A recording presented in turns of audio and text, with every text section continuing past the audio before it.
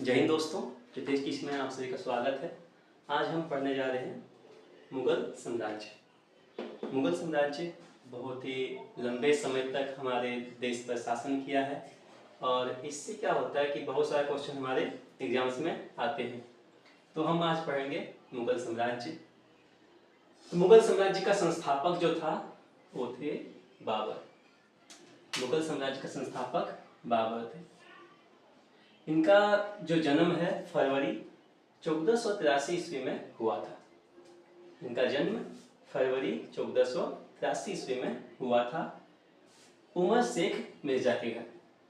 उमर शेख मिर्जा जो थे एक सुन्नी मुसलमान थे और तुर्की के फरगना नामक छोटे से जगह पे शासन करते थे। ये सुन्नी मुसलमान थे, इसको ध्यान में रखना है। इनके पिताजी कौन थे? उमर शेख मिर्जा। पिताजी कौन थे? उमर शेख मिर्जा। कहाँ का शासक था? तो फरगना का। ठीक है। अब बाबर के बारे में चलते हैं हम लोग। तो बाबर जो है 8 जून 1494 ईस्वी को फरगना की गद्दी पर बैठता है। 8 जून 1494 को। आप इसी देखिए 83 को इनका जन्म हुआ है, 83 को इनका जन्म हुआ है और यहाँ देख रहे हैं हम 1494 में जो है 1494 ईस्वी में ये शासक बन जाता है। तो इन्होंने क्या किया? 1507 ईस्वी में अपने आप को बादशाह की उपाधि दी, बादशाह की उपाधि धारण किया। ऐसा कोई भी अभी तक तैमूरी शासक ने बादशाह की उपाधि को धारण नहीं किया था। ठीक है। तो अपने आप को बादशाह की उपाधि दी। ठीक है। तो क्या बोलते हैं कि अब तक किसी भी तैमूरी शासक ने ऐसी उपाधि धारण नहीं की थी। बाबर के 4 पुत्र हुए। बेटा हुए। पहला था हुमायूं, कामरान, अस्करी और हिंदाल। एक बार बोलिए हमेशा, हुमायूं, कामरान, अस्करी और हिंदाल।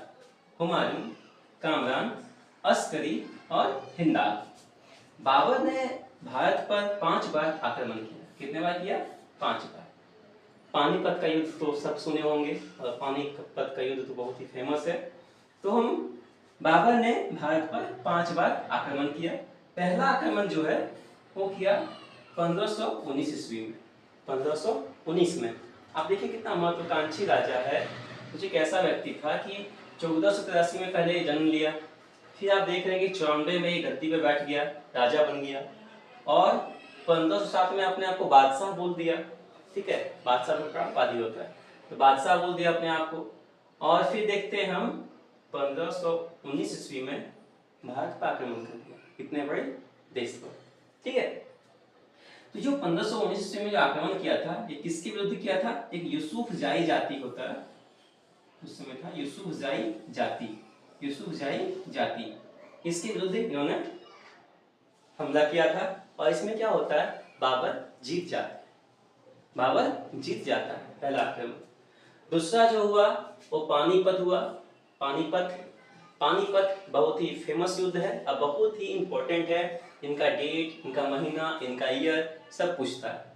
तो पहले हम पानीपत के बारे में पढ़ेंगे, उसके बाद खानवा के बारे में पढ़ेंगे, फिर चंदेरी, फिर घाघरा।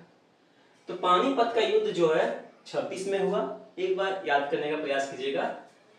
पानीपत 26 में, खानवा 27 में, चंदेरी 28 में, घाघरा 29 में। ठीक है। तो पानीपत का जो युद्ध हुआ वो 21 अप्रैल 1526 ईस्वी को हुआ। खानवा का जो युद्ध हुआ 17 मार्च 1527 को हुआ। चंदेरी 29 जनवरी 1528 को और घाघरा 6 मई 1929 को। 6 मई 1529 को, माफ कीजिएगा 1529 को। ये 1900 मॉडर्न इतिहास में पढ़ दिमाग में बैठ जाता है। तो पानीपत जो है 21, ऐसे याद रखिए, पानी पिया, खाना खाया, चांद देखा, घर गया। ठीक है। पानी पिया, खाना खाया, चांद देखा, घर गया। 21, 17, 29, 6। 21, 17, 29, 6 और 26, 27, 28, 29। ठीक है। तो पानीपत का युद्ध हो गया 21 अप्रैल 1526 को। खानवा का युद्ध हो गया 17 मार्च 1527 को, चंदेरी हो गया 29 जनवरी 1528 को, और घाघरा हो गया 7 मई 1529 को। अब पानीपत के युद्ध के बारे में 2-4 विशेषताएं जो है उनको याद रखना बहुत ही जरूरी है। पानीपत का जो युद्ध हुआ था तो बाबर एवं इब्राहिम लोदी के बीच हुआ था। पानीपत का युद्ध किसके बीच में हुआ? बाबर और इब्राहिम लोदी के बीच। ठीक है, लोदी उस समय दिल्ली का शासक था, तो उसके विरुद्ध युद्ध हुआ, और जिसमें क्या होता है, बाबर जीत जाता है। बाबर जीत जाता है, ठीक है। तो इसमें जो विजयी हुआ बाबर, इसमें 2-4 चीज जो है बाबर की बहुत ही महत्वपूर्ण विशेषताएं थी जिससे उनको जीतने में सहूलियत हुई। पहला था तुगलमा युद्ध नीति। तुगलमा युद्ध नीति क्या होता है कि जैसे हम लोग का जो इंडिया का शासक था उस समय, वो आमने सामने लड़ता था, और बाबर ने पहली बार क्या किया, 3 तरह से आक्रमण किया, मतलब कि इस साइड से भी, इस साइड से भी और सामने से भी, और एक तरफ से आप आ लड़ने के लिए। ठीक है, तो इस युद्ध की नीति को जो बोला गया तुगलमा युद्ध नीति बोला गया। ठीक है, उसमें फिर क्या किया, तोप का इस्तेमाल किया।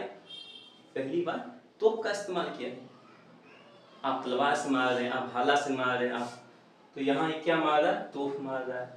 ठीक है, उस समय ऐसा अग्नि फेंकने वाला या गोला फेंकने वाला कोई हथियार रहा होगा। ठीक है, अब निशानेबाज, इनका जो निशानेबाज था उस्ताद अली और मुस्तफा। उस्ताद अली और मुस्तफा, उस्ताद अली और मुस्तफा इतने खतरनाक निशानेबाज थे कि किसी को ना धराशायी कर सकता था। बोलता नहीं पर मिनट 500 राउंड गोली दागता है, वैसे पर मिनट बहुत ज्यादा तीर चलाता हुआ है लोग। एक तीर एक आदमी, जैसे भी हम लोग का आदमी क्या होता है, एक गोली एक आदमी। ठीक है, तो वैसे ही ये रहे होंगे उस्ताद अली और मुस्तफा। इसमें क्या था कि इब्राहिम लोदी और ग्वालियर के जो राजा थे विक्रमजीत, मतलब हुआ क्या, इब्राहिम लोदी का जो मित्र था ग्वालियर के राजा थे, उनका नाम था विक्रमजीत। कौन थे? विक्रमजीत। तो इब्राहिम लोदी और विक्रमजीत दोनों इस युद्ध में मारा गया। ठीक है, युद्ध स्थल पर। तो बाबर को अपनी उदारता के कारण, बाबर जो है अपनी उदारता के कारण उन्हें कलंदर कहा जाता है। हम लोग सुनते होंगे सिकंदर भी आए कलंदर भी आए, गाना है ना। तो कभी देखिए सिकंदर के बारे में जानते हैं कि मौर्य साम्राज्य के समय उनका आक्रमण हुआ था। ठीक है, मौर्य साम्राज्य के पहले धनानंद के समय में, नंद वंश के समय में, तो वहां सिकंदर वहां हो गया, और इनको दिया गया कलंदर की उपाधि। किसको? तो बाबर को। बाबर को दिया गया है कलंदर की उपाधि। ठीक है, चलिए यहाँ से एक बार पढ़ लेते हैं हम लोग।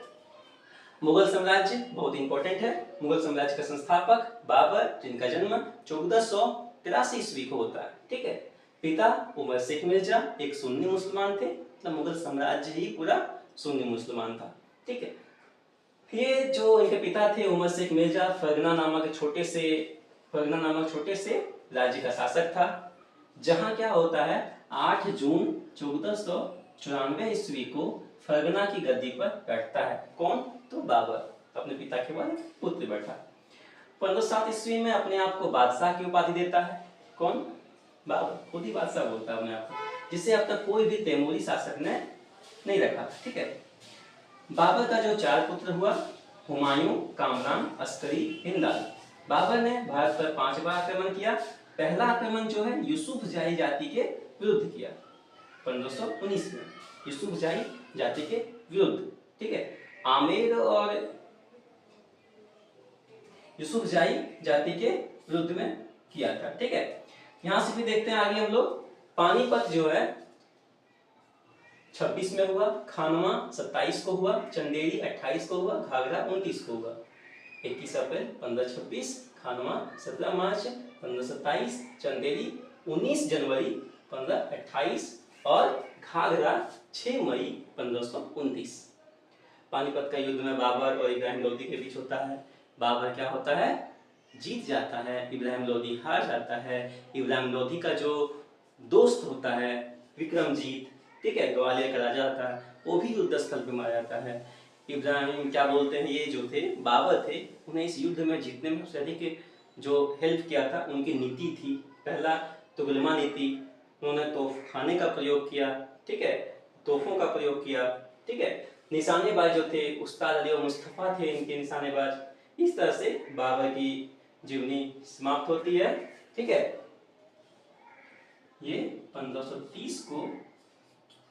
1530 ईस्वी को इनकी मृत्यु होती है। इसके बाद हम पढ़ेंगे अभी खानवा का युद्ध पढ़ेंगे। ठीक है, खानवा का युद्ध किसके किसके बीच में हुआ, बाबर के साथ कौन लड़ा था, चंदेरी में कौन लड़ा था और घाघरा में कौन लड़ा था। ठीक है, 2 मिनट।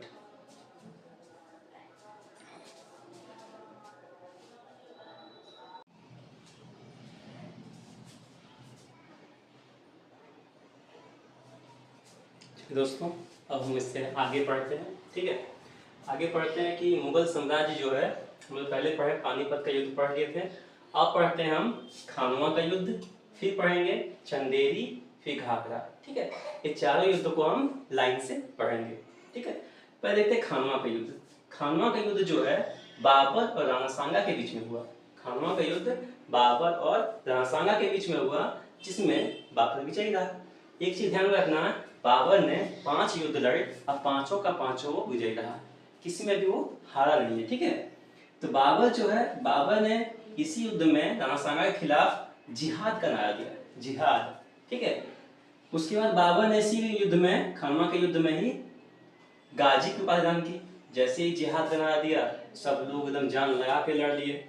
उसके बाद राणा सांगा हार गया। ठीक है, राणा सांगा हारने के बाद बाबर विजयी हुआ और बाबर ने अपने आप को गाजी की उपाधि धारण की। ठीक है, 30 जनवरी 1528 को जो राणा सांगा थे, उनको अपने ही लोगों ने जहर देके मार दिया।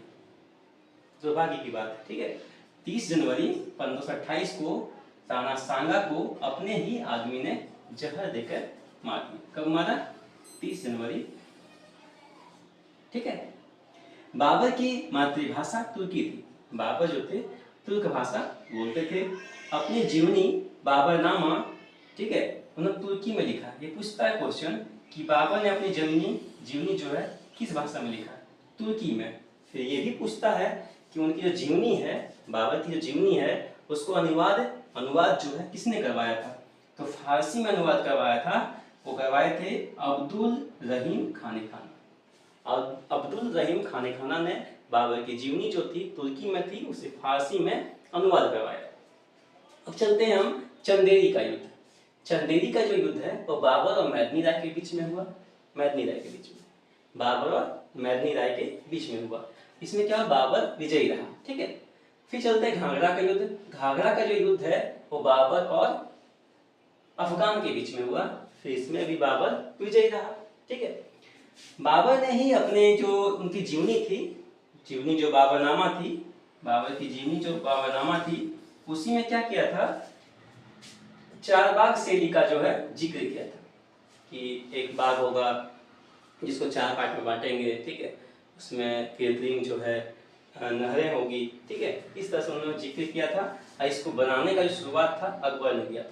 4 बाग बनाने का निर्माण जो शुरुआत किया था वो अकबर ने किया था, लेकिन जिक्र कौन किया था?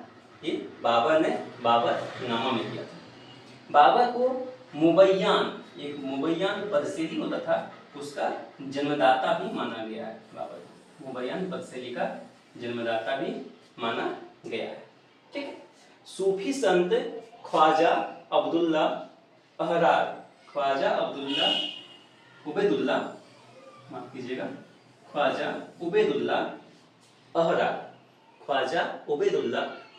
का जो है ये अनुयायी थे या शिष्य थे।